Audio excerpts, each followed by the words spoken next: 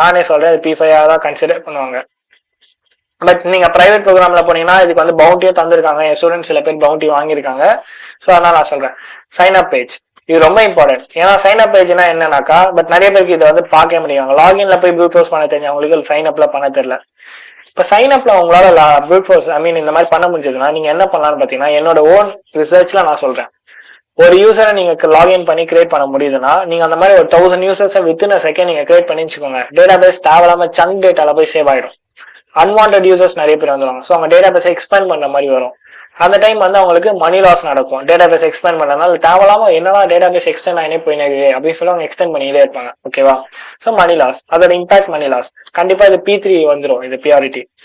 Password reset, ஒரு வாட்டி password reset பண்றப்போ உங்களுக்கு ஒரு SMS OTP வருதுன்னு வச்சுக்கோங்களேன். அதுக்கு அந்த இண்டஸ்ட்ரி பே பண்ணும். சும்மாலாம் உங்களுக்கு OTP வராது. ஒவ்வொன்றுக்கும் வந்து பே பண்ணும். இவ்வளவு காஸ்ட் வரும்ன்ற அர்த்தம் இருக்கு. ஓகேவா?